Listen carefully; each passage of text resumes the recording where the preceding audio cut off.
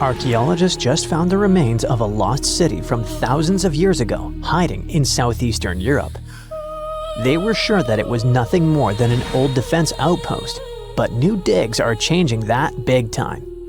They now believe the site might actually be the lost capital of an ancient kingdom of Lynkestis that has to do with Alexander the Great, the man who changed history. The ruins are near a small village called Cernobuki in North Macedonia. You can find mentions of them from 1966, but nobody really dug into them until about 15 years ago. At first, they found just a few ruins and thought it was a guard post used to spot Romans coming from the west. But now, a team of scientists went back with high-tech equipment and found proof this place wasn't just a tiny outpost. Researchers managed to look under the ground and found that the Acropolis the ruins sit on, which is a flat hilltop, has enough rooms and infrastructure to host a full-on city inside the fortress walls. It covers about 2.8 hectares and around 10,000 people lived here at its peak. Researchers also found a textile workshop and plenty of artifacts, including a coin from the time of Alexander the Great and with his image, axes, game pieces, and an oil lamp, and even a small ceramic with a heart motif. One of the coolest finds is a reusable clay theater ticket, which was unique to North Macedonia. This means there was also most likely a theater here, and it could be in one of the large buildings. Experts used to think that the city was from the time of King Philip V, but now, thanks to the coin and especially the ancient tools and broken pottery that were found, they believe people might have lived there during the Bronze Age. Lynkestis and the rest of Upper Macedonia had some pretty intense weather with freezing, rainy winters, and super hot summers.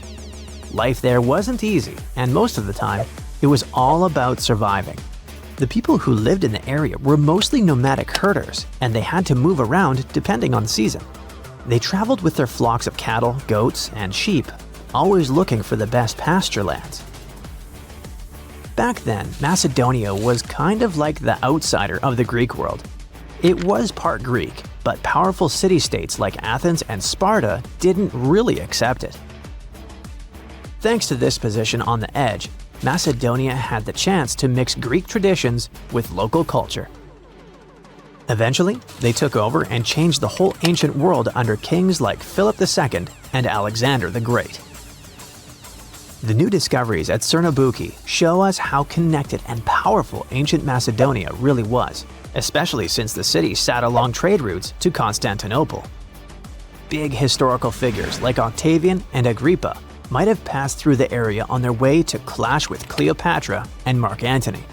The place could also be the lost capital of the ancient kingdom of Lynkestis or Lyncus. Some experts think that a major city in Upper Macedonia could be where Queen Eurydice was born. That powerful lady gave birth to Philip II of Macedon, who took over Lynkestis in the 4th century BCE. The kingdom of Macedon became independent, and thanks to it, the son of Philip II, Alexander the Great, later became the king of the Macedonian Empire. That man totally lived up to his name. In just 13 years, he created one of the biggest empires in history, stretching from Greece all the way to Egypt and India. And he managed to do all that before passing away at just 32 years old. Researchers plan to dig deeper into this important site to learn more about the early civilizations of Europe. This incredible discovery was possible thanks to LiDAR. This remote sensing tool helps map things like how tall plants are, how thick forests are, and other details across big areas. LiDAR is an active system, meaning it creates its own energy, in this case light, to scan the ground. A laser fires super fast pulses of light that shoot down to the ground and bounce off things like buildings and tree branches. The LiDAR sensor then catches the reflected light and records it. The system measures how long it takes for the light to go from the laser to the ground and back. This is called the two-way travel time. That time helps figure out the distance the light traveled. Then, using that distance, the system can figure out the exact elevation of different spots. Scientists recently found another lost city using the same technology. This one, called Guiengola, was hiding beneath the dense jungles of Mexico for 600 years. All this time, researchers believed there was just an abandoned fortress there. There was no way to go and see until recently, when they used LiDAR and got a 3D model of the area in just 2 hours from a plane. Guiengola was built in pre-Columbian times between the years 1350 and 1521. It covered 360 hectares and had over 1,100 buildings, 2.5 miles of defensive walls, and a whole network of internal roads. The city had a well-planned urban layout with temples and ball courts and separate neighborhoods for the elites and commoners. It was a crucially important place for the Zapotec people, a group that had lived in the area since around 600 BCE. In Guiengola, families lived together in homes with big patios in the middle, surrounded by rooms. As families grew bigger, they would add more rooms and expand their homes. Since Guiengola was surrounded by mountains, the locals tried to use every piece of land on the slopes that was good enough to build a house. They even used natural drainage of the area to have water, and they must have been great at construction, as many of their constructions are still standing today. But at some point in the beginning of the 16th century, they didn't have enough fresh water and good farmland to grow food, and moved away to nearby Tehuantepec. Archaeologists plan to learn more about how the Zapotecs were organized, how they ruled their cities, and how they interacted with the Spanish when they arrived. They plan to study all 1,170 buildings found in the LiDAR scan, and it'll take a few years. Another recent find, made with the same groundbreaking tech, is a massive city that lay hidden beneath the thick green canopy of the Amazon rainforest. A whole network of houses, plazas, roads, and canals was hiding in the shadow of a mighty volcano. Many scientists thought that ancient Amazonian people lived in tiny huts and cleared patches of land to survive. But this city, built 2,500 years ago and inhabited for nearly 1,000 years, debunked that theory and changed everything. Now, researchers think tens of thousands or even hundreds of thousands of people lived in complex urban societies. They scanned the area and found that 6,000 rectangular platforms, each about 66 by 33 feet and 6 to 9 feet high. These structures were arranged in clusters around central plazas that had straight roads with perfect right angles and paths connecting them. One of the roads was an impressive 16 miles long. Building straight roads like this is way harder than just going with the landscape. Some of these roads may have had great spiritual or ceremonial significance. The civilization was thriving thanks to rich soil from a nearby volcano. But the same volcano may have also led to its downfall. Researchers also found signs of threats to the cities, such as ditches that blocked entrances to the settlements. Maybe some people living nearby were trying to get in. The next step for the scientists will be to study the adjoining 116 square miles to know more about this large, complex society that could be bigger than the well-known Mayan cities in Mexico and Central America. Eridu, a megacity older than the first known civilization and older than the pyramids of Giza, was buried in the sands of the Mesopotamian desert for over 2,000 years. Now, scientists have made a discovery that changes what we know about the ancient city. They found over 4,000 canals around Eridu that brought water to more than 700 farms where people worked between the 6th and the early 1st millennium BCE. Now, Eridu was founded around 5400 BCE and was the city of the first kings and history's first city according to the Sumerian king list, an ancient text on a clay tablet. Ancient Sumerians believed that deities created this city when they decided to settle on Earth. Eridu plays such a big role in Sumerian myths and legends that, at some point, people used to think it was just a mythical location. The most famous Eridu myth says that the skies got angry because humans were too noisy, so they decided to send a great flood to wipe them out. A new study showed that the Euphrates River served as the source of water for the entire city. The researchers mapped what remains of the ancient landscape and found a well-developed network of artificial irrigation canals. They discovered 200 large main canals pulling water from the Euphrates, and those canals fed another 4,000 smaller canals. The team used everything from satellite images and drone footage to soil analysis, old records, and remote sizing tech to map out the area. The 700 farms that used the water from the system were different in size, from about 5,000 square feet to over 200,000 square feet. The main canals were a little over a half-mile long, and some stretched more than 5 miles. The smaller canals could be as short as 32 feet. Rivers in Mesopotamia were the main water sources for farming, so ancient farmers had to learn how to guide water from the river to their fields. It all started with simple methods, like digging small canals, but over generations, they learned how to build massive canals up to 62 miles long. The Euphrates itself helped the farmers. Water was moving thanks to gravity down its elevated riverbanks, and natural breaks in the banks let it spill onto the land. Researchers aren't sure when each canal was in use, and it's unlikely that all 4,200 canals were active at the same time during that long period. Now, Eridu used to be an important religious and trade center because of its strategic location on the Persian Gulf.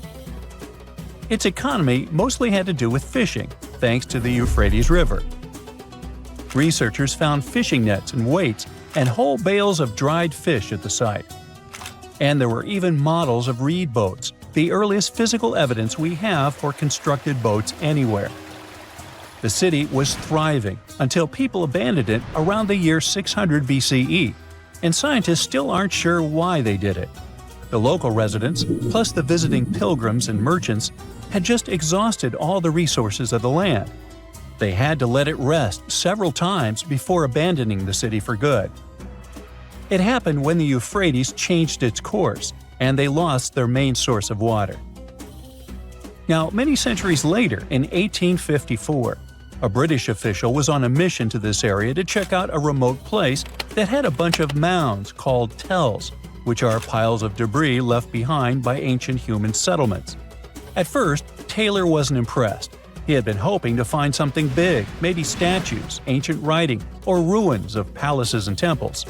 But with the brief time he had, all he found were things like walls, drains, stone platforms, and pieces of limestone columns decorated with tiny mosaic cones.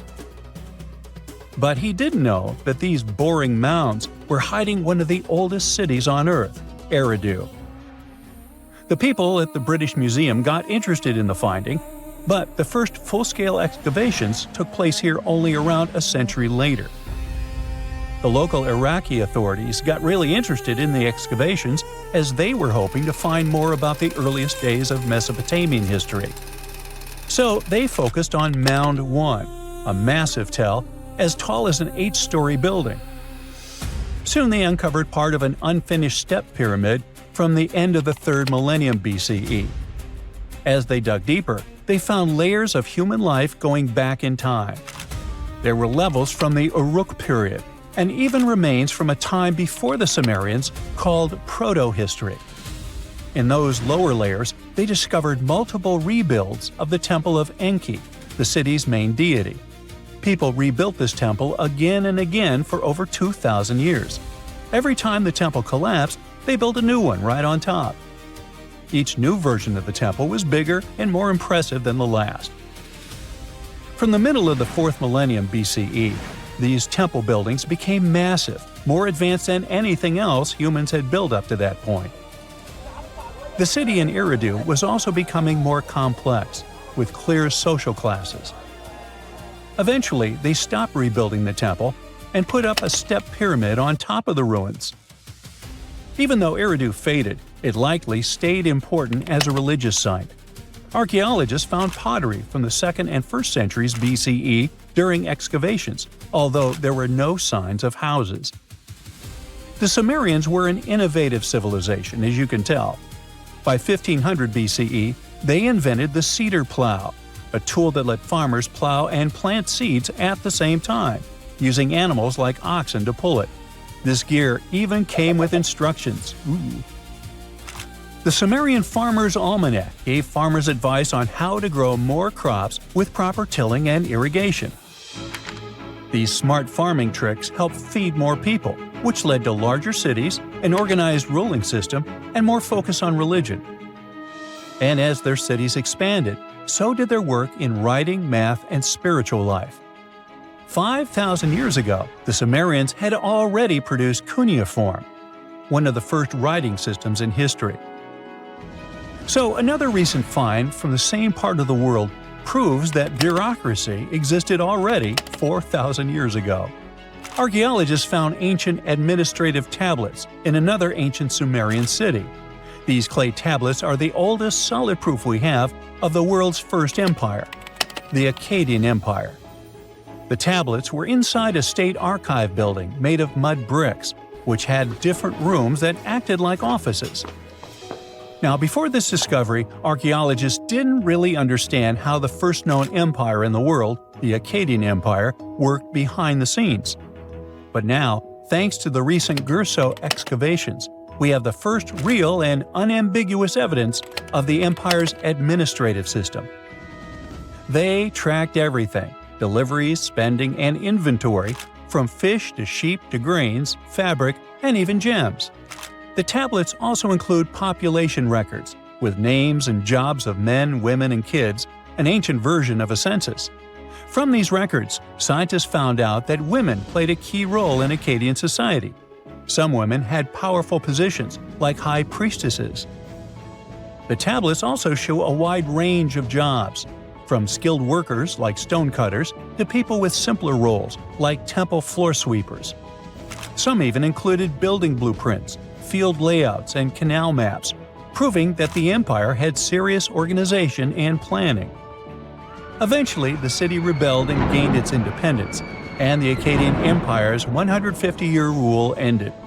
Now, researchers are carefully cleaning and translating the tablets to fully understand what they say. These new finds will replace older, incomplete ideas about the empire and give us a way more accurate picture of how Akkadian power and the ruling system actually worked. For over 3,000 years, no one knew this place even existed. And then, out of nowhere, archaeologists digging near Alexandria uncovered something absolutely shocking: a forgotten Egyptian city. This place is buried under Greek ruins, hiding secrets that could rewrite the history of pharaohs and their armies. And one of the artifacts, which looks like a simple wine jug, changed everything. We thought that we already placed all the important parts on the map of ancient Egypt: pyramids, Thebes, Luxor, Alexandria. But nope, the map just got an update. The new city was a big deal, and it's about 3,400 years old. It's just been discovered at the site called Kom el Nugus. This place is located west of Alexandria and tucked between the Mediterranean and a saltwater lake called Lake Mariut. This discovery raised a few eyebrows. Scientists thought that this place used to be empty and that it was only settled by the Greeks in about 332 BCE. But it turns out that people lived in Kom el Nugus way before that. When archaeologists were digging through Greek ruins, they started noticing something unexpected: mud brick walls. Yep, you know, the pyramid type. That's the kind Egyptians built during the New Kingdom. These mud bricks were made from mud, clay, sand, and straw. These ingredients were mixed with water and dried in the sun, not baked. Egyptians used them for thousands of years to build houses, temples, palaces, and yes, the pyramids. Of course, other civilizations did use mud brick too, but Egyptian mud brick is kinda quirky. They used straw that grew in their regions, layout styles, and mortar. That's what helped the experts realize that Egyptians used to hang out in Kom el Nugus. That alone raised eyebrows, and then they found more: an entire street layout, buried structures, and even a temple built by Ramses the Great himself. His name speaks for itself. This guy was one of the most famous pharaohs in all of Egyptian history. He ruled ancient Egypt for 60 years, fought huge battles, and just loved building tons of stuff like that temple. People loved him so much that later pharaohs literally pretended to be him or wrote his name on their buildings. That's when archaeologists realized that they weren't looking at some dusty mud bricks of a tiny village. That's an entire buried city. They immediately started digging more. Turns out the whole place wasn't random. It was built with great care. The streets had drains to stop rainwater from damaging the soft mud-bricked walls. There were also small tomb chapels with writings about soldiers. This suggests this place might have been the military base, and that changes a lot. In ancient Egypt, when the military showed up, there must have been a reason. So what was it? Protection? Conquest? Control of something important? In the case of this city, it was probably about wine, water, and trade on the edge of the desert. What's even crazier is that we still don't know just how big it was. The team has only uncovered part of it so far. There could be fortifications, warehouses, administrative buildings, or even more religious or royal structures waiting underground. We also don't know what this town was called in ancient times. That name is still buried, but it might be uncovered someday, maybe inside a wall, maybe on a scroll, maybe on another broken jug. One of those already turned out to be a mind-blower. A chunk of a ceramic jar, called an amphora, had a royal seal pressed into it, and that seal bore the name Meredaton. Princess Meredaton wasn't just anyone. She was the eldest daughter of Queen Nefertiti and the older sister of King Tutankhamun. Yes, that's right. Both Nefertiti and King Tut were involved here. All that was about a century before Ramses the Great built one of his temples here. Looks like the city was founded back in the days of another pharaoh, the pharaoh Akhenaten, husband of Queen Nefertiti, father of Princess Meredaton, and future king Tutankhamun. That guy, Akhenaten, was a bit of a wild card. He was the type who really gets weird about one of his interests. He tried to completely change Egypt's religion, forcing everyone to worship the sun disk called Aten instead of the usual deities. He basically told all Egypt that all their mythology was wrong, and from now on, there will be no more Osiris, no more Thoth or Set. Just raw sunlight only, people. That's known in history as the Amarna period. And he went all in, changed his name, built an entirely new capital city called Amarna in the middle of the desert, redesigned temples, rewrote hymns, and even banned traditional religious imagery. Even the art got wild at the time. People started getting elongated heads, belly rolls, and all that humanity and vulnerability carved into stone. It was deliberately weird. He wanted to show the family not as perfect gods, but as human vessels of divine light. Everyone had to awkwardly smile and play along because he was the pharaoh after all. The wackiest part is that after his rule, his son, Tutankhamun, reversed all the sun disk-related stuff. He literally changed his name from Tutankhaten, which means living image of the Aten, the sun disk, to Tutankhamun, which means living image of Amun, one of the great older deities. King Tut brought back the old deities, reopened the temples, and erased as much of Akhenaten's legacy as possible. Looks like his family didn't really like the sun cult after all. Meanwhile, this discovered wine jug shows that the city was probably active, thriving with life during Akhenaten's times. That's huge. Up until now, there was no clear evidence that his radical ideas and projects extended all the way to the north. The jug also shows that vineyards and wine production reached all the way to the north in ancient Egypt. Wine really was a huge deal, worthy of placing a military base here. Princess Meredaton most likely used this jug. Just like with her brother, she was born into the sun and named after it. Her name, also spelled Meredaten, meant beloved of the Aten. As the eldest daughter of Pharaoh and his queen, born right into the middle of radical religious changes, she was raised to perform the future queen's duties. From her earliest years, she walked in temples alongside her mother Nefertiti, shaking the sistrum in solemn rituals. She was there when Akhenaten established his capital city, Amarna. He clearly loved his family.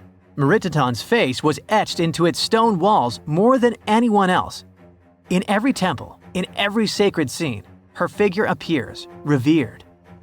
Things get foggy in history after her father passed away. The throne wobbled. King Tut was very young, only 9 years old when he had to take new duties. Meriteten seemed to have been a brief step between her father and her younger brother. She married someone called Smenkhkare. History isn't even sure who that mysterious man was. Could have been a puppet, a phantom king in a crumbling dynasty. May have even been her brother. Whatever the truth was, these two took power and ruled together for a while. Meriteten got the title of the Great Royal Wife, a title of immense power. But Smenkhkare was a very short-lived ruler. He passed away just in about a year. There are some speculations among historians that Meriteten was the actual ruler, the informal female pharaoh, because her brother was too young. Some theories say that she raised Tutankhamun and became a sort of queen regent, mentoring the child who would be used to restore the old order. But all this is unconfirmed. It's very hard for historians to find information about that time because the Amarna period was later condemned. The successors wanted to wipe away Akhenaten's heresy and everything attached to it.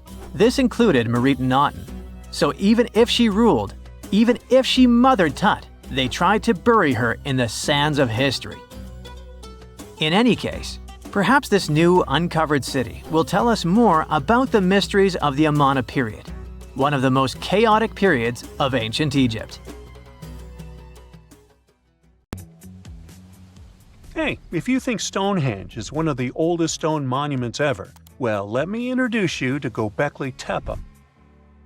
Buckle up, we gotta travel to Turkey to meet this really old guy. Yeah, he's too old to travel. Jokes aside, Göbekli Tepe, an archaeological site located in southeastern Turkey that dates back to the Neolithic period around 10,000 BCE. It's considered to be one of the oldest and most significant archaeological discoveries in recent times. The site consists of a series of circular and rectangular structures made of stone pillars. Yeah, it does look like its younger brother Stonehenge. Some of those pillars are decorated with intricate carvings of animals and other symbols. Now, you maybe wonder, hey, why on earth did they make such a fascinating building? What was its purpose? Sorry, I got no answer for that. The purpose of the site is still unknown, but it is believed to have been a ceremonial center for the ancient people who lived in the area. The discovery of Göbekli Tepe has challenged long-held beliefs about the development of human civilization, as it suggests that complex societies may have emerged much earlier than previously thought. Okay, pack your stuff, our travel's just started. Next destination, Masada.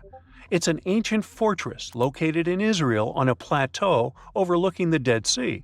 Hey, look at that view, spectacular, huh?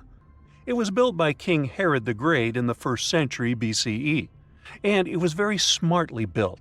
Within the fortress, there were various facilities such as storehouses, barracks, a palace, and a set of cisterns capable of holding approximately 40,000 cubic meters of rainwater. People living there believed that the collected runoff from a single day's rainfall could provide sustenance for over 1,000 individuals for a period of 2 to 3 years. Access to the fortress was limited to 3 steep and winding paths leading up to fortified gates. Still, at one point, the fortress was occupied by people who had fled Jerusalem after the city was captured by the Romans. They held out against the invaders for several months, but eventually they were defeated. But these guys didn't surrender. The story of Masada has become a symbol of resistance and bravery. Today, Masada is a popular tourist attraction and a UNESCO World Heritage Site. The next flight is going to be short. We're popping over to Egypt to see the Karnak Temple Complex. It's a vast ancient Egyptian temple complex located in the city of Luxor, Egypt. It was built over a period of 2,000 years and covers an area of more than 200 acres. The complex is dedicated to the worship of the deity Amun-Roka. Wait a minute, that should be Amun-Ra, and it was one of the most important religious centers in ancient Egypt. The Karnak Temple consists of several temples, chapels, and other buildings, including the Great Temple of Amun, the Temple of Khonsu, and the Temple of Ptah. Ptah! The Great Temple of Amun is the largest and most impressive temple in the complex, with massive columns, statues, and other decorations. One of the most famous features of the Karnak Temple complex is the Avenue of Sphinxes, which is a long avenue lined with Sphinx statues that leads from the entrance of the complex to the Great Temple of Amun. Another notable feature is the Hypostyle Hall, which is a massive hall with 134 columns that are over 70 feet high. The Karnak Temple complex is a popular tourist attraction and a UNESCO World Heritage Site. It's considered one of the most important archaeological sites in Egypt and provides a fascinating glimpse into the religion and culture of ancient Egypt. Hey, we can't hop on the next flight and leave Egypt until we see the Pyramid of Djoser. It has another name, by the way. It's also known as the Step Pyramid. This ancient Egyptian site is located in Sahara. It was built during the 27th century BCE for the pharaoh Djoser by his architect Imhotep, who is considered one of the most important figures in Egyptian history. People believe this pyramid is the first monumental structure built entirely of stone and is an important example of early Egyptian architecture. The pyramid originally stood at 203 feet tall and was surrounded by a complex of buildings and courtyards. It was constructed in 6 layers, each smaller than the one below it, giving it the distinctive step-like appearance. The pyramid was used as a burial place for Pharaoh Djoser and was surrounded by a vast necropolis that contained the tombs of many other important officials. The Grateful Dead? The Pyramid of Djoser has several renovations and additions over the centuries, including the addition of a limestone casing that covered the original step structure. However, much of the pyramid was destroyed over time, and today only the central core remains. Despite this, it remains an important archaeological site and a popular tourist attraction in Egypt. Alrighty, we're ready to move on. There's one more pretty recent discovery we gotta see today. The Tower of Jericho was only discovered during excavations in the 1950s and 60s. It's an ancient stone tower located in the city of Jericho in the West Bank. Just like Göbekli Tepe, this one is believed to be one of the oldest stone structures in the world, dating back to approximately 8000 BCE. The tower stands at over 28 feet tall. It's made up of 2 main sections, an inner tower and an outer tower, which are connected by a series of stairs. The purpose of the Tower of Jericho is not entirely clear, but it is believed to have served as a defensive structure or a watchtower. It may have also had religious significance, as it was located near a sacred spring. The Tower of Jericho is a significant archaeological site and has provided valuable insights into the early history of human civilization. It's open to visitors and is a popular destination for tourists interested in ancient history. Now, this ancient site even got attention from Netflix, and they made a movie where the action takes place in Mohenjo-Daro. This site was a major center of the Indus Valley civilization in present-day Pakistan. Mohenjo-Daro was one of the largest cities of the ancient world, with a population estimated to have been around 40,000 in its peak. Trust me, that must have been a crazy megalopolis back then. The city was notable for its advanced urban planning, with sophisticated drainage and sanitation systems, and its impressive architecture, including the Great Bath and the Granary. Mohenjo-Daro was abandoned around 1900 BCE, and its ruins were only rediscovered in the 1920s. Today, it is a UNESCO World Heritage Site and an important archaeological site for the study of ancient South Asian civilization. We're heading to a teeny-tiny country that has quite an impressive history. Welcome to Malta. The Xigantia Temples are a Neolithic site located on the Mediterranean island of Gozo. They're probably one of the oldest freestanding structures in the world, dating back to around 3600 to 3200 BCE. The temples consist of two megalithic structures, each with multiple rooms and altars. The name Gigantia means giant tower in Maltese, as people believe that only giants could have built such massive structures. The temples are believed to have been used for religious purposes and are considered to be an important example of prehistoric architecture. They were added to the UNESCO World Heritage List in 1980. Well, you must be pretty tired, but there's one more place we gotta visit today. Our plane is already landing in Armenia, and we're here to see the Temple of Garni. Look, this one is well preserved. This temple dates back to the 1st century CE. It was built by King Tiridates I as a dedication to the sun deity Mir. Sadly, the temple was destroyed in the 17th century during an earthquake, which is quite a common thing for this area, but it was later reconstructed in the 20th century. Today, it's a popular tourist attraction and is also listed as a UNESCO World Heritage Site. They finally did it. After 300 years of searching, archaeologists pinned down the location of the lost land of the White Jaguar, the city of Maya hidden in the wild jungles of Mexico. It all kicked off back in the 1500s with the Lacandon Maya. These guys were some super tough survivors who just didn't quit. When their main capital, Lacamtun, fell to the Spanish in 1586, most people would have called it game over. But not the Lacandon. Nope, they packed up, headed deeper into the rainforest, and built their last stronghold, Sak B'alan. It was a hidden fortress of stone temples, twisty jungle trails, and howler monkeys acting like noisy little guards. For over 100 years, the Lacandon managed to keep their traditions alive there, far from European control. Then, in 1695, history came crashing in. A Spanish friar named Diego de Ribas stumbled into Sak B'alan. And yeah, that was basically the beginning of the end. Soon after, the Spanish took over. By 1721, the Maya had abandoned Sak B'alan. The jungle didn't waste time. It swallowed the place whole, with roots tearing into walls and vines smothering plazas. The city didn't just disappear, it got eaten alive. For the next 300 years, Sak B'alan turned into more of a myth than a memory. A name archaeologists and explorers would whisper, secretly hoping to find it one day. Plenty of expeditions tried to track it down, but the rainforest is sneaky. Every path looks identical, maps fall apart in the humidity, and even GPS can't cut through the thick green ceiling.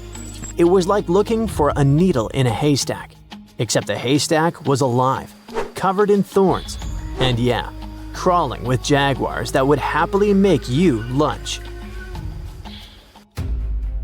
So how did the scientists crack the mystery?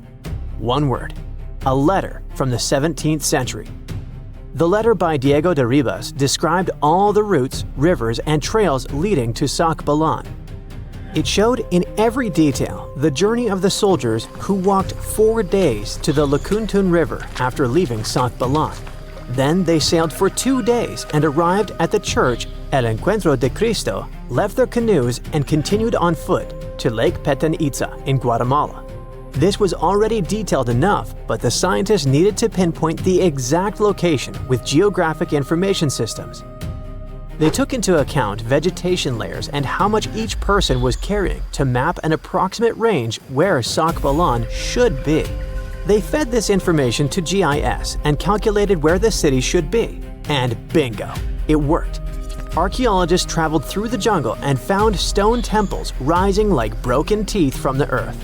There were also some tools and ceramics, and a Spanish church right in the middle of the ruins. The discovery isn't just about cool ruins, it rewrites history.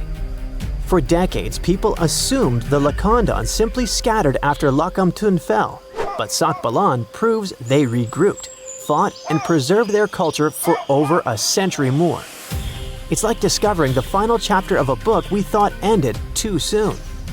There's also irony here. The Spanish friar who revealed Sak B'alan helped doom it. Yet his letter, centuries later, also helped save its memory. Today, the ruins sit inside a biosphere reserve, protected by the same jungle that once hid them. Tourists can't just waltz in. It's raw, tangled, alive. The city breathes again, but on its own terms. Scientists just uncovered another lost city, buried under the thick jungles of Mexico. It had been hiding there for 600 years. The place is called Guiengola, and it's massive, about 360 hectares with more than 1,100 buildings, 2.5 miles of defensive walls, its own network of roads, and a super organized city plan. Because it was so deep in the jungle, you'd never realize how huge it really was unless you spent years hiking through it. But modern tech swooped in to save the day, using LiDAR, a kind of laser scanning tool. Researchers flew over the site, and in just 2 hours, they had a full 3D map of the entire city. Guiengola was built sometime between 1350 and 1521, back in pre-Columbian times, and it used to be buzzing with life. It was a major hub for the Zapotec people, who had been around in the region since about 600 BCE. Families there lived in homes with big central patios surrounded by rooms, and as they got new members, they just add more rooms and stretch their houses out. They even used the mountains around them as natural walls and channeled mountain water for drainage. A lot of their buildings are still standing, which is wild considering how much time has passed. By the late 1400s, the Zapotec were real powerhouses along the Pacific coast. They even fought off the Aztecs, who were constantly trying to expand. At Guiengola, they survived a brutal 7-month siege. But even though hiding in the mountains kept them safe, it wasn't perfect. They didn't have enough fresh water or farmland to feed everyone. Just 12 miles away, the smaller city of Tehuantepec had what they needed. So the Zapotec moved there right before the Spanish arrived in 1521. What the scientists have seen so far is just scratching the surface. That LiDAR scan revealed more than 1,000 buildings, and archaeologists are planning years of research to figure it all out. Instead of digging everything up and risking damage, they'll use advanced scanning tech to keep studying the city safely. Alright, now let's hop across the world to Egypt, where archaeologists stumbled on a whole lost city called Imet, tucked away in the eastern Nile Delta. The place was buried under layers of mud, water, and time, hiding in a swamp that's been shifting and changing for thousands of years. Scientists first noticed it from way up high in faint little clusters of mud brick foundations in satellite images. The shapes looked shaky and ghost-like, but too neat to be natural. So they followed the patterns down on the ground, started digging, and the city started coming back to life. They found multi-story tower houses, basically mini skyscrapers of the ancient world. They had multiple floors, thick foundations, and could handle some serious weight. That kind of vertical living is super rare in Egypt, especially outside the Nile Delta. It showed that people in Imet weren't just spreading across the land, but stacking upward, which means the city was packed, carefully planned, and way more urban than anyone thought for that time. And it wasn't just fancy housing either. Archaeologists also uncovered a grain processing center with paved work areas, animal pens, and organized spaces for food production. Clearly, this was a city with a real economy running behind it. Not far from there, they spotted a ceremonial road that once led to a temple for Wadjet, Imet's patron deity. But later on, other buildings got plunked down over the road, which shows that Wadjet's worship faded over time. Still, the ruins coughed up some amazing relics, a green faience little funerary figurine, and a stela showing Harpocrates perched on crocodiles and gripping snakes. He was the Greek spin on Horus, deity of silence, secrets, and the newborn sun. And there was even a bronze sistrum, an ancient Egyptian musical instrument decorated with twin heads of Hathor. Turns out, Imet was active from around the 4th century BCE onward, stretching from Egypt's late period into the Roman era. Its location along trade routes made it a magnet for merchants and pilgrims visiting Wajet's temple. So it wasn't just hanging on, it was thriving, connecting, trading, and adapting with the times. And this isn't just another dusty ruin. Imet is giving us a window into everyday life, religion, and urban planning in the Delta, which we've always known way less about compared to the big pyramids and tombs. There's this interesting ancient site near St. Louis, Missouri, that a lot of people don't know about.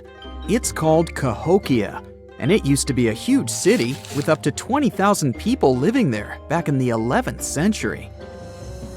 It's full of these massive earthen mounds that were built by hand, and the biggest one is still there today, at the Cahokia Mound State Historic Site. Even though we don't know everything about this civilization, researchers have been able to piece together some information from the remains they've found. For starters, they found some pretty old teeth at this site. After studying their appearance and structure, scientists suggest that a lot of different indigenous groups lived there. About a third of them came from other areas in the middle of the continent, which they figured out by studying the different levels of various substances in the teeth. And get this, the way the mounds are arranged shows that this was actually a planned-out city, not just a bunch of villages grouped together. The rulers lived on top of the mounds, while everyone else lived in other structures. It's amazing to think that they were doing things like farming, hunting, logging, pottery, and weaving, all within this one giant city. Right in the middle of Cahokia, there was this giant mound that was about 100 feet tall, and around it, there was this huge wooden fence. Inside the fence was the city center, which had a big open space called a plaza. Archaeologists think that the plaza was designed to represent the 4 cardinal directions of the world. It was like the people who built it wanted to create a place that was in harmony with the universe. The center of the city was where they held ceremonies and events, and it was such a big deal that people from outside Cahokia would come to be a part of them too. What became of this city? Hard to tell. Some people think that the reason it fell apart is that they cut down too many trees and the land got all messed up. Other scientists believe that's not true because the soil was still in pretty good shape after the city was gone. The Europeans were not even around at that time, so they couldn't have influenced the downfall of Cahokia either. There's also one theory that suggests there were fights with other communities that caused the city to collapse. These days, there are over 65 preserved mounds, and you can even climb the steps of the tallest one. The best part is that local authorities are thinking of making it a national park, so you should totally plan to visit before it gets too crowded. Mohenjo-Daro is another lost ancient city that's still surrounded by mystery. Located in modern-day Pakistan, it was a city that flourished during the Bronze Age, and it was extremely advanced for its time. It had things like water systems and fancy architecture that other cities didn't have back then. Despite these features, it's not as well known as other ancient cities, like those in Egypt or Mesopotamia. What's even weirder is that at some point, the city was abandoned, and no one knows why. Archaeologists found the city in 1911, but it took a while for them to realize how important it was. Eventually, they uncovered a lot of really interesting things about the city, like its advanced sanitation system. Excavations uncovered over 700 wells, as well as private baths and a large communal bath. Remarkably, even private homes had toilets, and waste was efficiently disposed of through a city-wide sewage system. They also had a lot of trade connections and made some really beautiful objects, like pottery, jewelry, and figurines that were sold all over the region. Despite its amazing culture and knowledge, scientists have yet to figure out why the city was abandoned. Some people think changes in the nearby river might have had something to do with it. The writings that the people of Mohenjo-Daro left behind are still a complex code, even for the most skilled specialists, making it even harder to piece together their history. Have you heard of the lost city of Kolmanskop? It used to be a small settlement in the Namib Desert. Legend has it that it got its name from a man named Coleman who got stuck in the local dunes and was never seen again. But that's not the interesting part. In 1908, a railway worker found a shiny stone and showed it to the chief railway foreman, who turned out to be a hobby mineralogist. They discovered it was a diamond, and soon, Kolmanskop became the richest town in Africa and one of the richest places in the world. It had luxurious stone houses, a school, a hospital, and even an ice factory to produce ice for fridges.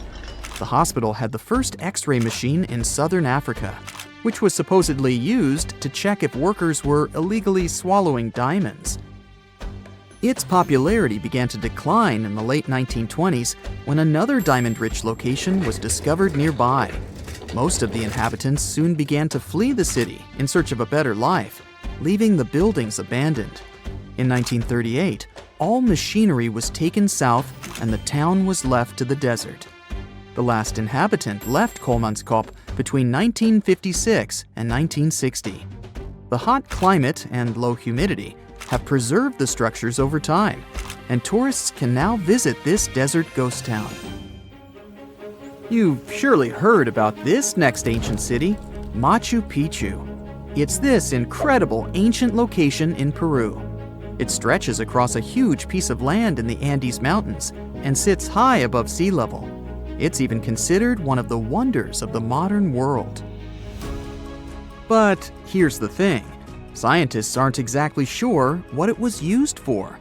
It could have supported up to 750 people, but there aren't a lot of human clues left behind. Some people think it was more of a spiritual or ceremonial place, while others believe it may have been like a fancy spa retreat for the nobles. The extensive terraces might mean it was used for crop testing or as a trading hub. And there's even a theory that it was used as a prison because they found a cell-like area too. It's amazing that even today, archaeologists and historians are still puzzled about how it was built. Did you know that they probably didn't even use wheels for transportation?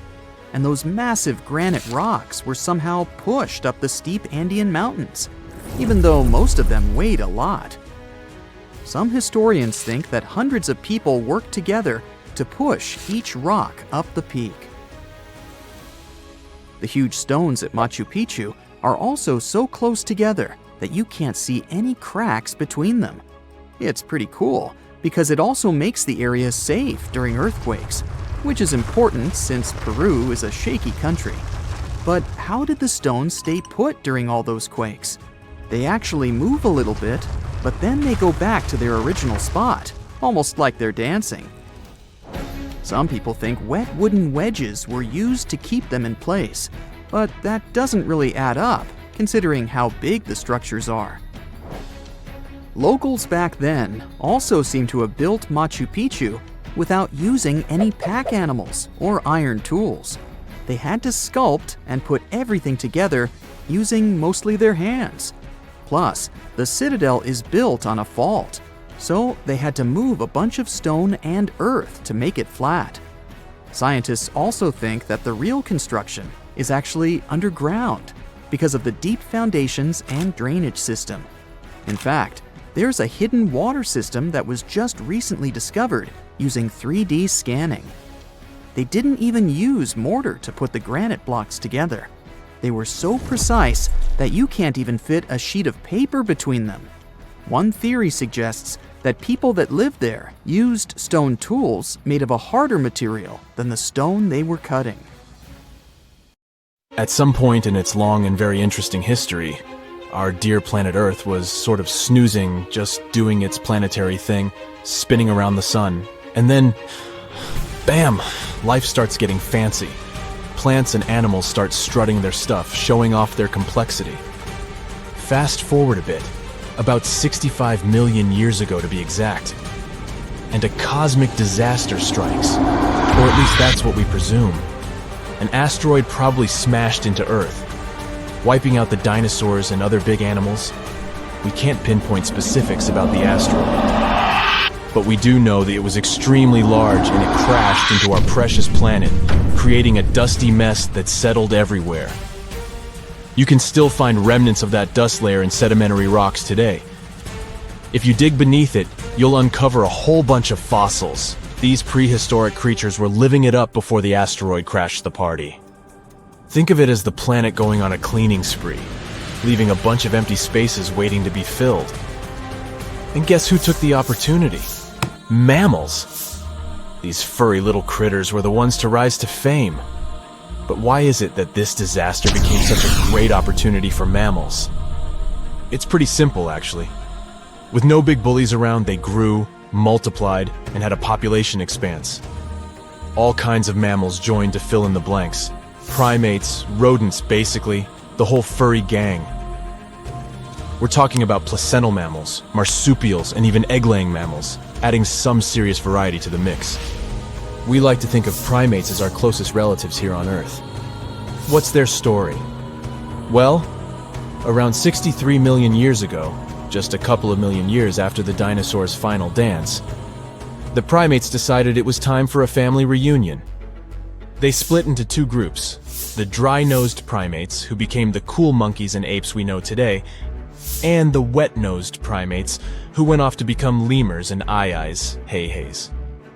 The fun didn't stop there. About 58 million years ago, the dry-nosed primates began their own little mission. One special guest called the tarsier, arrived on the scene, featuring big eyes that were perfect for late-night shenanigans. This tarsier took a different path from its primate relatives, embracing its unique niche and evolving separately. To this day, the tarsier is the only primate that feeds exclusively on meat. These little guys have a taste for insects, small birds, rodents, and even lizards. But that's not all that makes them unique. Their eyes are twice the size of their brains. Also, their heads can do a full 180-degree spin, just like an owl. Because of their features, the tarsiers are the true kings and queens of the night.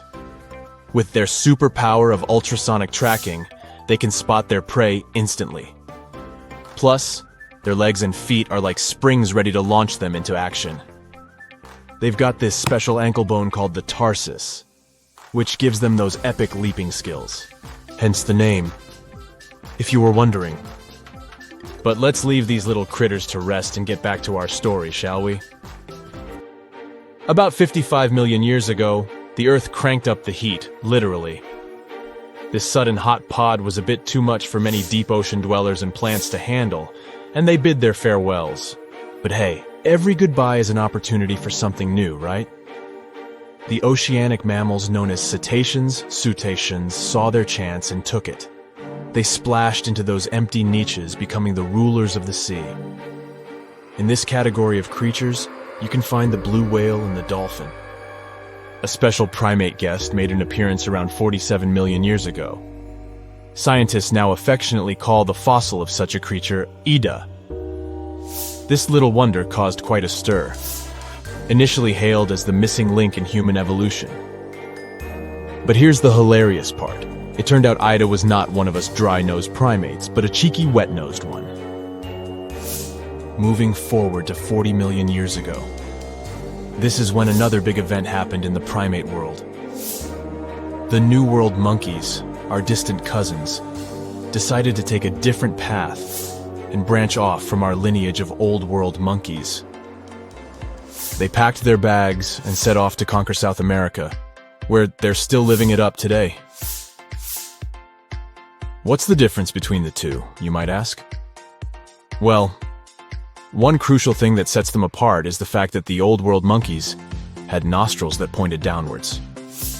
Around 25 million years ago, another troop of apes entered the scene, and these guys had something special: the lack of a tail.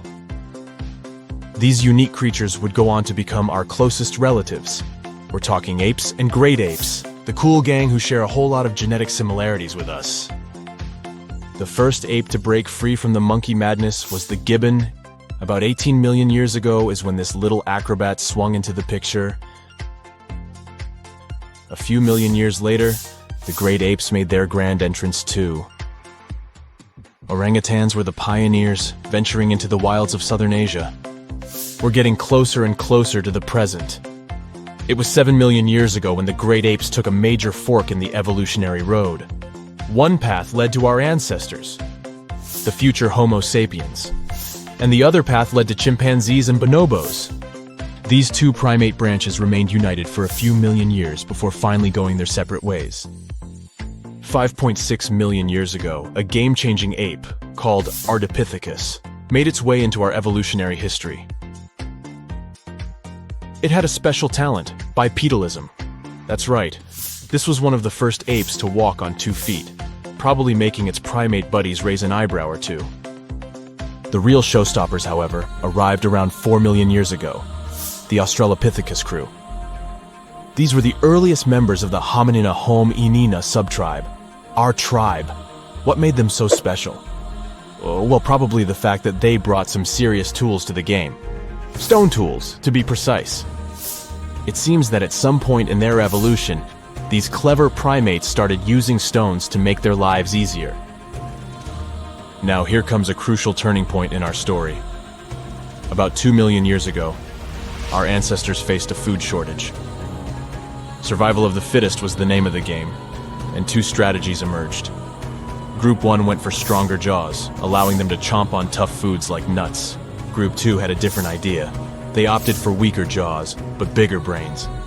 They wanted access to a wider range of food options. Obviously, the bigger-brained group took the prize. And here's where our gang comes into play.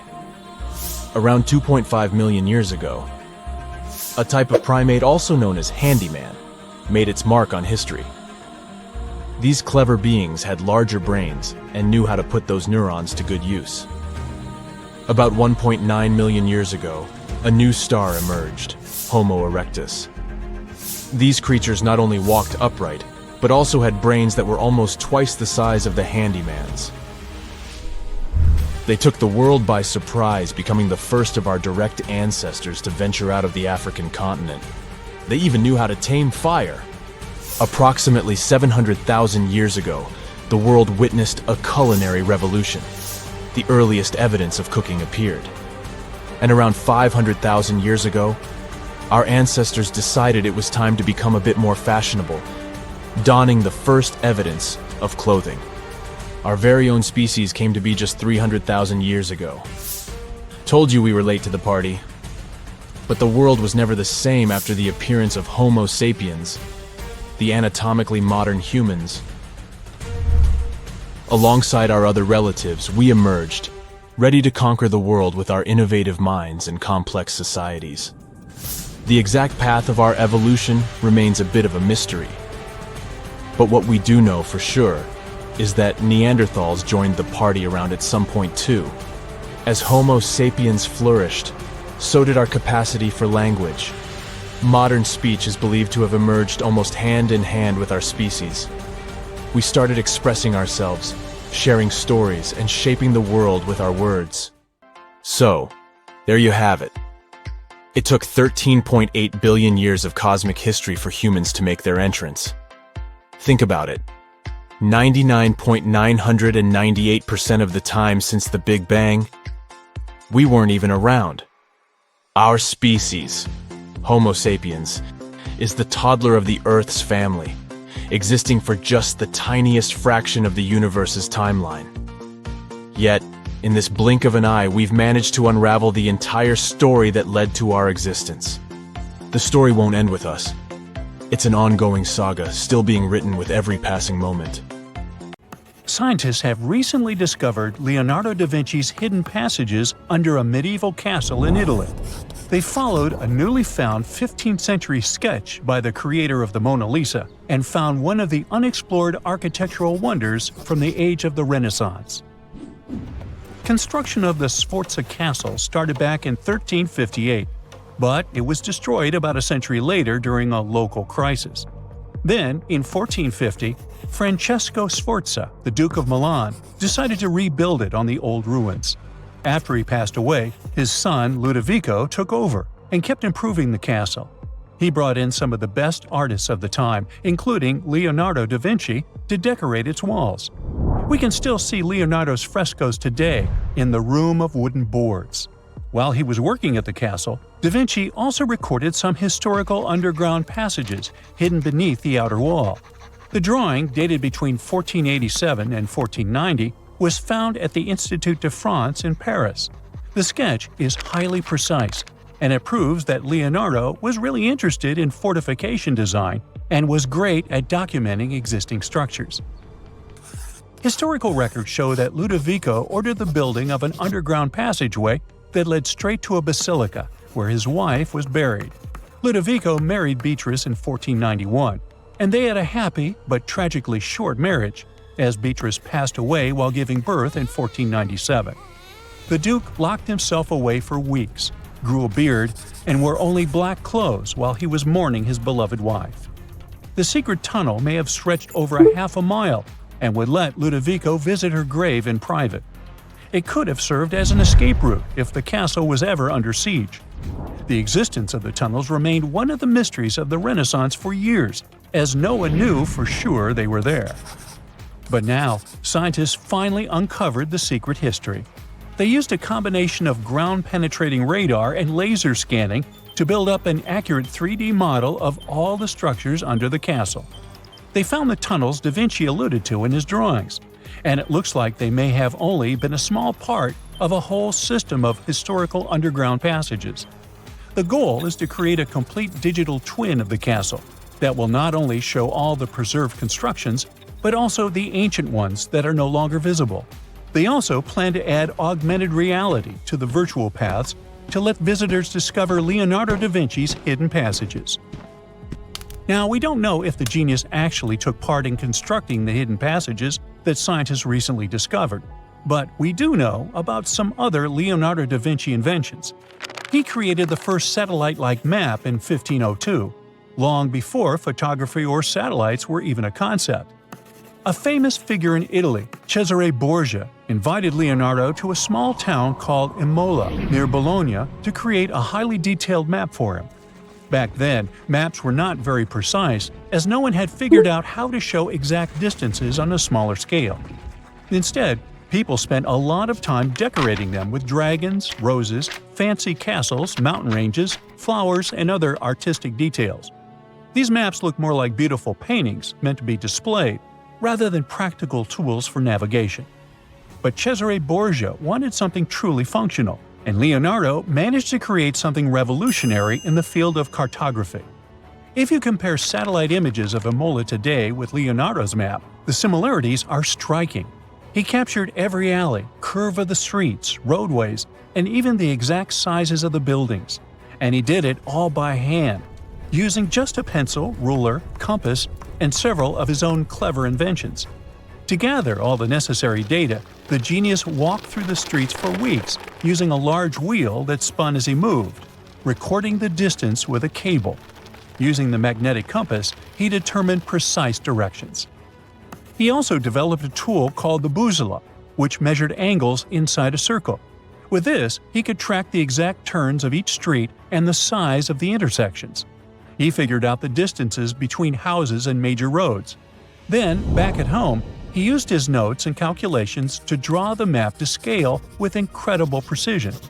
In his work, Da Vinci also used a technique developed by Florentine humanist Leon Battista Alberti.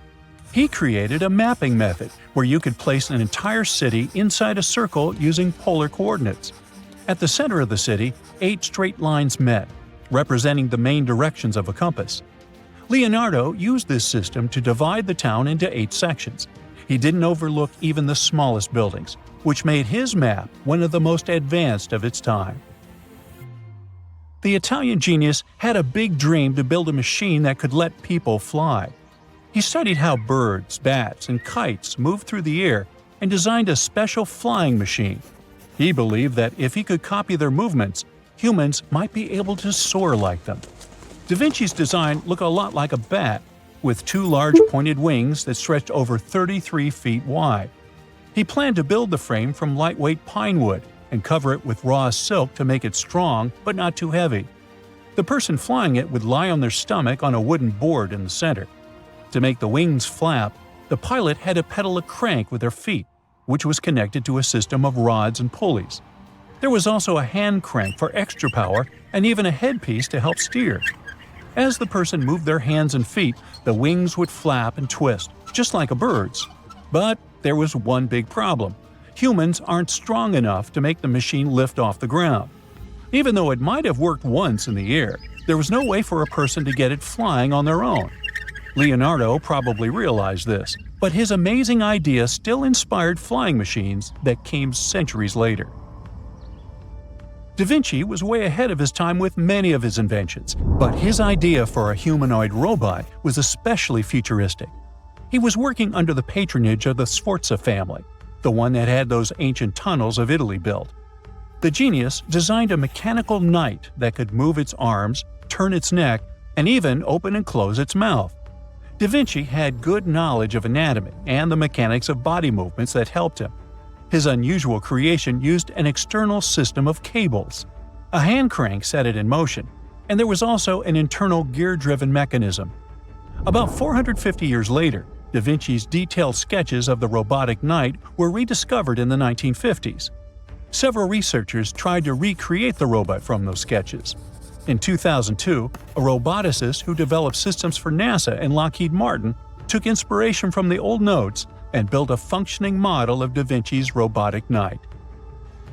Another design Leonardo created for Duke Sforza was a special kind of bridge that could be taken apart and carried easily. It was made for defense forces who needed to cross rivers or moats while traveling. This bridge would swing across the water and land on the other side. It had wheels and used a rope and pulley system, so it could be set up quickly and packed away just as fast. To keep it steady, it even had a special weight to help balance it. Leonardo wrote in his notes that the bridge was light yet strong, and he designed several bridges like this for the Duke. One of his other designs was a bridge that could be built very quickly, and the defense forces would move across multiple rivers. As scientists continue to study Leonardo da Vinci's hidden passages, they reveal new chapters in human history. Who knows what other unexplored architectural structures they will find? Imagine you could spend an entire week scanning ancient ruins and taking photographs of the world's most surreal archaeological sites. Would you be up for it? So, let's do some digging. The first stop on your busy itinerary is Southeast Asia. It's home to some pretty cool ruins. You start in Bagan, located in the hinterlands of Myanmar. There are many ways to visit the site, and you're glad you've booked 2 different experiences. The first one is a hot air balloon trip at sunrise. Right before dawn, you board the balloon, and as soon as the sun starts to appear on the horizon, you begin your flight over the marvelous area. As the sun rises, it glistens on more than 2,000 conic-shaped golden structures. The hot air balloon ride is quick, but it gives you unparalleled views of all the 40 miles over which the site sprawls. Back on land, you rent a bicycle and roam the village of ruins. Some of them are open and allow you to peep inside. These magnificent ruins were built between the 11th and 13th century CE and were mainly places of worship. There were originally over 10,000 buildings, but they were gradually deteriorating over time due to earthquakes. Thankfully, the site became a UNESCO World Heritage Site back in 2015 and has since been preserved. Up next, you catch a flight to Cambodia. You take some time to visit Angkor, the world-famous archaeological site nestled deep within the jungle. Good thing you've brought bug spray with you. The city of Angkor was once the capital of the Khmer Empire from the 9th to 15th century. FYI, the word Angkor means capital city in the Khmer language. The city was founded by King Yasovarman I, and it became one of the largest cities in the pre-industrial world. Researchers say nearly 1 million people live there. Until today, Angkor is admired for its stunning architecture. The Khmer style is recognized in the use of huge blocks of sandstone.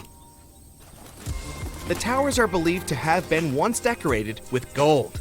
But today, the site is a maze of vine-covered temples. The city was abandoned in 1431 and wasn't rediscovered until the 1840s. Oh, and just so you know, this is also a UNESCO heritage site. It became one in 1992, in case you want to brag to your friends about your culturally rich adventures in the future. Now, your trip continues in Egypt. You're here to visit the Karnak Temple in the city of Luxor. You opt for the most unusual way to get to Luxor. That is, a boat ride down the Nile River. Leaving Cairo, you head south until you reach the famous ancient city. Luxor was once the capital of Egypt and a true hub of power and wealth. That is why the Karnak complex is such a great archaeological site. You choose to visit it at night, and still at the entrance, you are struck by the site's beauty. In the evening, artificial lights cast a golden glow on the temple statues and stone columns. The temple is huge and was built mainly around the 18th and 19th centuries BCE. Each Egyptian pharaoh from that period left their own architectural mark on the site. The highlight of this tour is taking a walk through the Avenue of Sphinxes and discovering the Great Hypostyle Hall. This hall is filled with towering pylons and solid sandstone columns, a true wonder. From Egypt, you head down to Jordan. Now, if you like terracotta landscapes, you've come to the right place. The city of Petra is a marvel of the ancient world. Located in Jordan's desert, the city was a commercial hub back in the 4th century BCE. The Nabateans, an Arab Bedouin tribe, lived in the so-called Rose City and thrived for many years, having accumulated a significant amount of wealth. The city was known for its innovative water management system, which made the region inhabitable. And yes, you'll catch a glimpse of its ruins on your tour. The rock-carved gate-like structure Petra is famous for what is called the Pharaoh's Treasury. It stands at the main entrance to the site and is said to have a treasure hidden beneath it. Don't forget to stand right beneath it and take one of those classic pictures for social media. Once Petra has been ticked off the list, you fly to southern Europe. More specifically, to the tip of the Italian boot. You have a day trip scheduled to visit the ruins of Pompeii. Pompeii can be reached by car from the city of Naples. It's home to the eerie yet well-preserved ruins of a city that was once engulfed by lava. When Mount Vesuvius erupted in 79 CE, it left the city of Pompeii completely buried under millions of tons of volcanic ash. The ancient city was first discovered by beneath the volcanic rock in the 16th century, but it was first cleared from debris in the 1870s. Today, you'll be able to walk down the streets of these ancient Roman ruins and imagine what the town looked like in its heyday. Pompeii was a vibrant and rich municipality. The site's ruins revealed that many areas of Pompeii had boasted impressive bakeries, markets, and even houses with balconies, which were a sign of great wealth at the time. And believe it or not, even some artworks survived the eruption. Archaeologists found well-preserved frescoes and murals with mythological creatures. All this indicates that members of the high society lived there. The city even had thermal baths and showers made from luxurious materials. While you're still in Europe, you'll hop over to visit the iconic Stonehenge. It's a perfect day trip if you stay in the city of London, just a short train journey away. Stonehenge dots the Salisbury Plain in Wiltshire, England, and is one of the world's most recognized ancient ruins.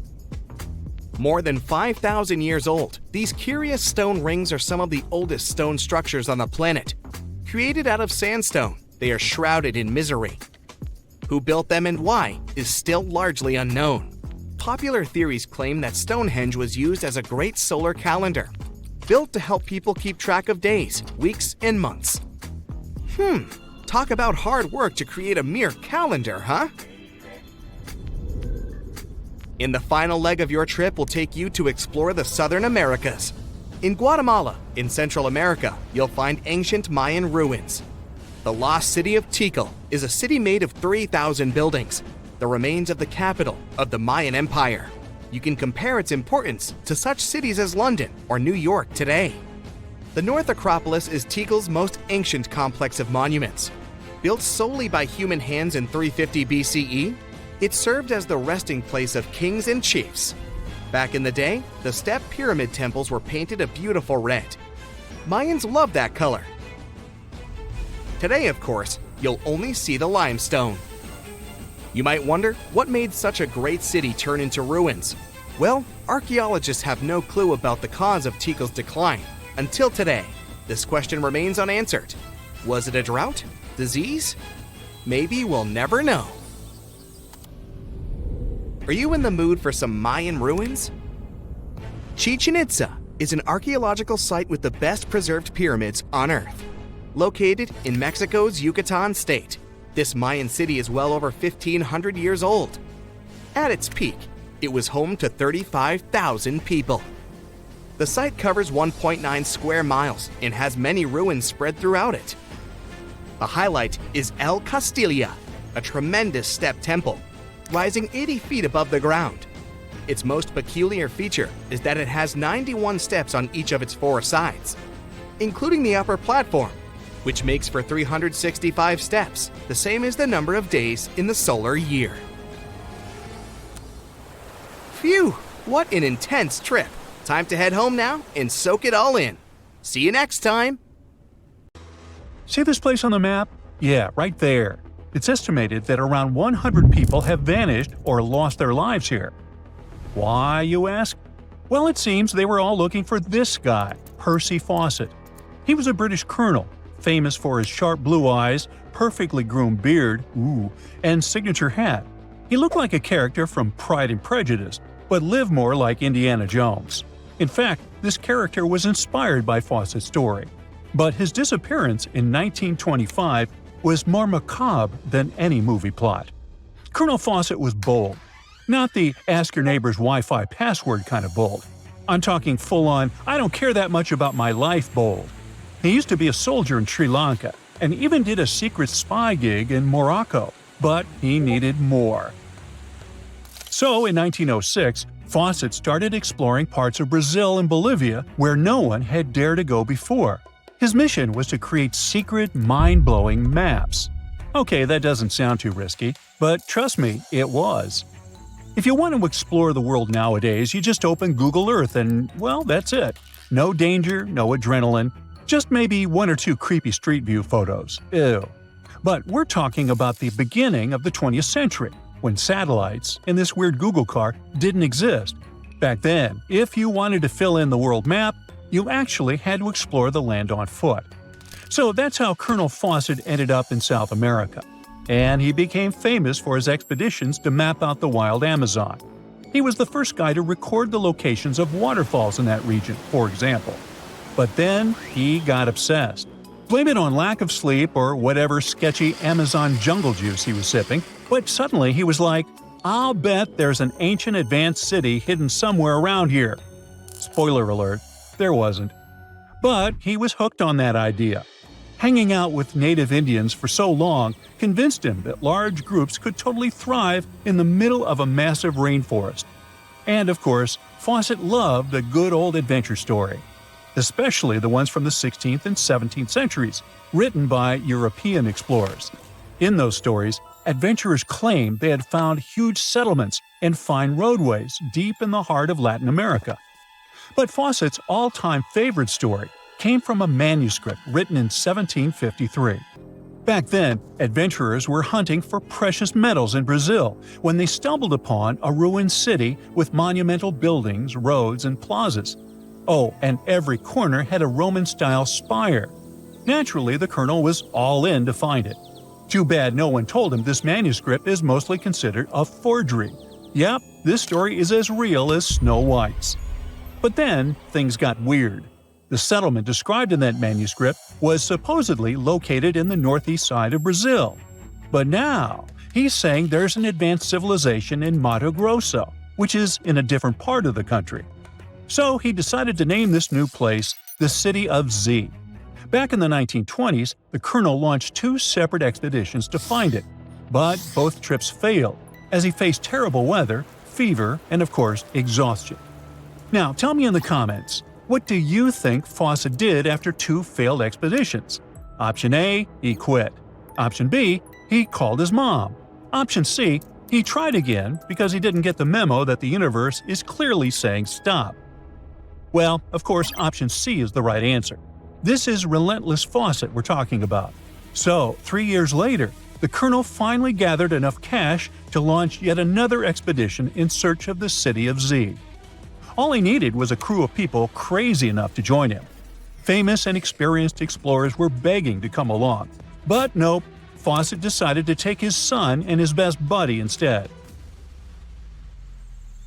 In January 1925, this brave trio set off on their journey. They packed mosquito nets, canned food, and made a promise, "We shall return." Another spoiler alert, they didn't. Uh-oh. The journey kicked off in New Jersey, and then they sailed all the way to Rio de Janeiro, Brazil. There, they stopped to grab some pack animals, like horses, and hired a couple of local guides. Now they were ready to head to the city of Cuiabá. Now keep in mind the distances in Brazil are crazy huge. So this little journey was like traveling from Miami to Chicago on foot. 3 months later, they finally ventured into the jungle for the first time. And that's when the fun really began. The crew faced piranha-infested rivers, an endless maze of thick trees, and the worst part, bugs. The constant annoying zzz of a gazillion mosquitoes wouldn't let them sleep, and Fawcett's best friend's foot got huge from tick bites. But the colonel didn't have time to babysit his friend's princess foot. Oh no, he was too obsessed to take a break. In fact, at some point, he was so far ahead of his companions that he had to camp alone for a night.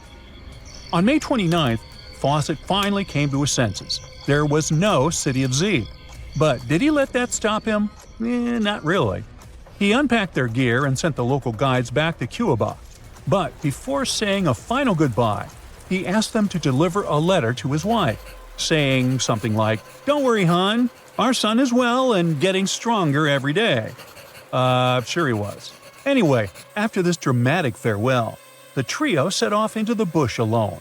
The darkness swallowed the thick forest, and then they were never seen again. Okay, that was intense, so let's fast forward. 2 years later, the newspapers were still speculating whether the trio could still be alive, and Fawcett became a legend, like Bigfoot, but less hairy. One guy said that the colonel had become one of the locals and was living his happily ever after in the jungle. Another guy said he was held prisoner by the Indians, but no one could confirm any of these sightings. It wasn't until 1928 that the British authorities finally thought better late than never and decided to look for Fawcett and his crew. By that time, they were sure their expedition had perished, but they still needed proof. And after days and days of surviving the jungle's worst nightmares, they found, well, nothing. But in a weird way, this mystery inspired more explorers to look for them. It's estimated that about 100 people have passed away in this process, and a few have followed in the explorers' footsteps by disappearing without a trace. So, what really happened to the expedition? Researchers have pointed their fingers at everything under the sun. Parasitic infections, starvation, drowning, jaguar attacks, you name it. Some even say Fawcett dove headfirst into mysticism and started an occult community in the jungle. The Brazilian anthropologist Orlando Vilas-Boas was probably the one who got the closest to solving this case. Back in the 1950s, he was working with the Kalapalo Indians when they suddenly admitted to, getting rid of Fawcett. They even had bones to prove it. But it turns out a forensic analysis showed that the remains didn't belong to the colonel.